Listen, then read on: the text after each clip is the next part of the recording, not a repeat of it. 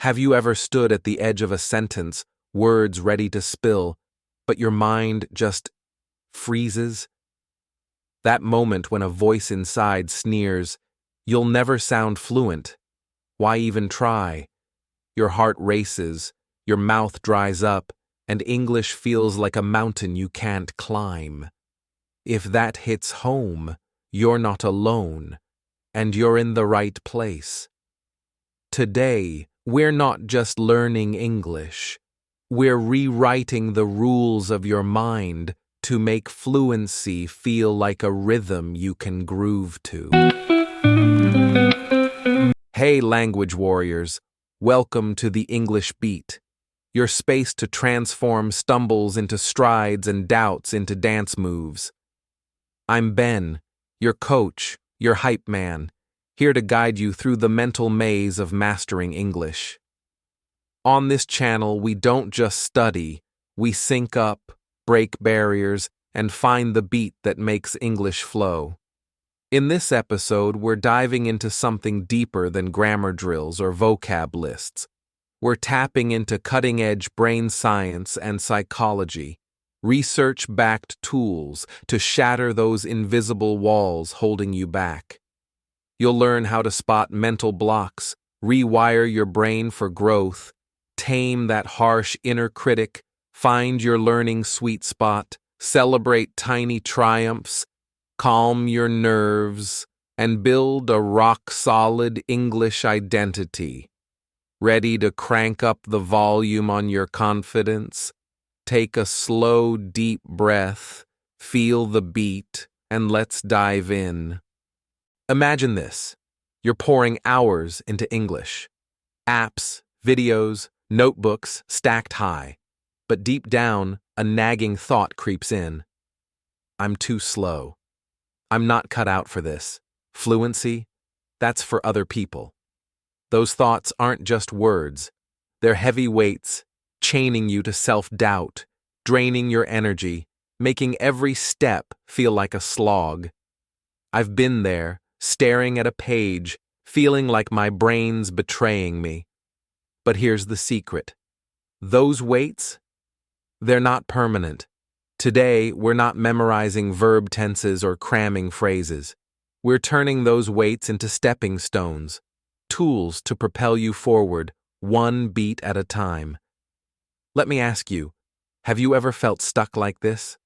Pause for a second and nod if you have. Good. We're in this together. So, what's a learning block? Picture a massive boulder plopped right in the middle of your path. You want to move forward, but it's there, immovable. In English, that boulder isn't always a missing word or a tricky rule. Often, it's a thought, like I'm stupid, or my accent's awful, or a feeling, fear, shame, or stress. You open your mouth to speak, but nothing comes out. You click a YouTube video, but 5 seconds in you think, too hard, I'm out. That's a learning block in action. It's your brain hitting the brakes, saying, nope, not safe, don't try. But here's step 1. See it, name it, call it out. When you spot the block, you take away its power. Try this now. Say aloud, I have a block and I'm ready to move it. Feels bold, right?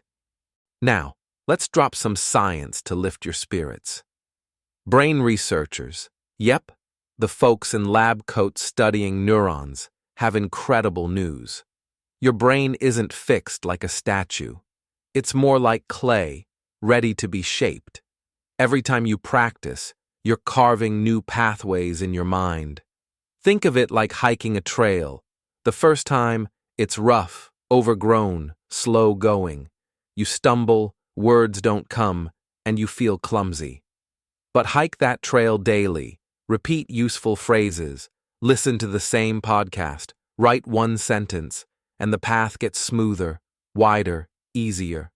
Neuroplasticity, that's the fancy term, means your brain rewires itself with effort. So when that inner voice grumbles, I'm stuck forever, you fire back, no way. My brain's a builder. I'm paving new roads every day. Let's practice that mindset. Say with me, loud and proud, I can grow. I can change. Feel the shift? That's your brain tuning into a new frequency. Let's talk about that inner voice, the one chattering in your head 24/7. Sometimes it's a cheerleader, but for many English learners, it's a critic tearing you down.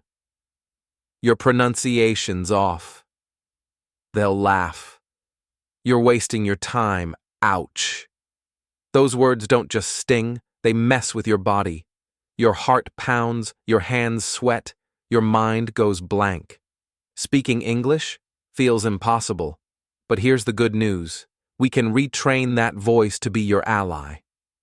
Top educators and psychologists have found that what you believe about your abilities shapes how much you achieve. If you think you're doomed, you give up. If you believe you're growing, you keep going. So, let's swap out the toxic lines. Instead of, I'm bad at English, try, I'm learning English, step by step. Instead of, I always screw up, say, mistakes are how I level up. And here's a tiny word with massive power. Yet. I'm not fluent yet. It's a promise to your brain. I'm on the way. I'm improving. Try it now. Say, I'm not fluent yet, but I'm getting there. Notice how your shoulders relax. That's your mindset finding its rhythm. Here's a quick hook to keep you locked in. Ever wonder why some tasks make you shine while others make you shut down? It's all about where you're standing in your learning zones. Picture 3 areas, like circles on a map. First, the safe zone. This is your comfort spot. Easy stuff like, hello, how are you? Or basic phrases you've nailed. It feels good, but you're not stretching, not growing much. Next, the stretch zone. Here, things get a bit spicy. You're challenged but not drowning, like listening to a slow podcast or chatting with a patient friend. Your brain's working, making connections, growing stronger. Finally, the panic zone. This is overwhelm central. Native speakers rapid-firing slang, a lecture packed with jargon, or a movie with no subtitles. Your brain screams, abort, run, and learning shuts down. Research from learning experts, like those studying optimal performance, shows the stretch zone is where magic happens. Too much panic, and you burn out. Too much safety, and you stall. So how do you find your stretch? Ask, can I understand about 80% of this? If yes, you're in the zone. If it's gibberish, step back to something easier. Let's try it. Think of one English task, listening, reading, speaking. Is it safe, stretch, or panic for you? Jot it down or say it aloud. This is how you map your growth. Now, let's hit pause for a reality check. Are you overlooking your wins? So many learners chase the big dream, sounding like a native, and ignore the small victories that pave the way. Motivation scientists call these small wins, and they're like fuel for your confidence engine. Learn one useful phrase, win, follow a short video, win, say, can you repeat that, to a cashier? Massive win. These moments matter. Studies show that tracking progress, even tiny steps, boosts dopamine and makes you eager to keep going. But here's the trap. If you only eye the finish line, fluency, perfection, you'll feel slow, sad, stuck. So, let's start a new habit. Every day, write or say one small win. Maybe, I watched a 3-minute clip and got the gist. Or, I used, I'm not sure in a chat. Try it now. Name one win from this week. Say it loud. Feels good, doesn't it? Keep that beat going and you'll be unstoppable. Ever feel fear hijack your body when it's time to speak? That's the affective filter at work. an invisible wall that blocks English from sinking in when you're stressed or shy. Researchers studying language acquisition say high anxiety raises this filter, making learning harder. Lower it, and your brain soaks up more. How? Start with your body. Tool 1. Slow breathing. Before you study or speak, try this for 30 seconds. Sit tall, hand on your stomach. Inhale through your nose for 4 counts, hold for 2, exhale through your mouth for 6. Feel your pulse settle? That's your filter dropping. Tool 2. Soften your frame. Tense shoulders or a clenched jaw signal stress. Roll your shoulders back, wiggle your fingers, tilt your neck side to side. A relaxed body cues a relaxed mind. Let's do it together. Inhale, 4, hold, 2, exhale, 6. Shake out your hands. Better? These tricks are your warm-up for any English jam session. Your identity, the story you tell about yourself, shapes your journey. If you keep saying, "I'm terrible at languages," it's like writing that in permanent ink. It becomes who you are. But research on growth mindsets shows a better way. See yourself as an English learner, someone in motion, evolving, exploring. It's not about being perfect. It's about being on the path. I used to think I'd never get past basic phrases, but I shifted my story to "I'm a learner," and it changed everything. Try it. Say, "I'm an English learner, and I'm growing." Feels empowering, right? That's you rewriting your script. Big flashy study plans, 2 hours daily, 20 new words, endless exercises. Sound great, but crash fast. You burn out, feel guilty, quit. Instead, build a tiny system. One small English action every day, no exceptions. Maybe one sentence, one video, one phrase. It's like brushing your teeth. Simple, consistent, automatic. Pick one now. What's your daily beat? Say it. Every day I'll lock it in. Bad days will come. You're tired, distracted, or just off. Old story. I skipped a day. I'm a failure. I'm done. New story.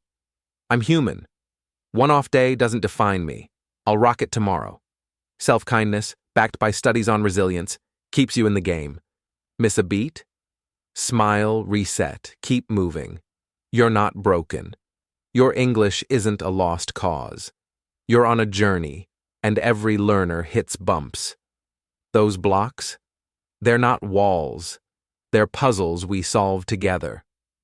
With tools like a kinder inner voice, stretch zone smarts, small win celebrations, body calming tricks, a learner's identity, tiny systems, and self-compassion, you're crafting a masterpiece.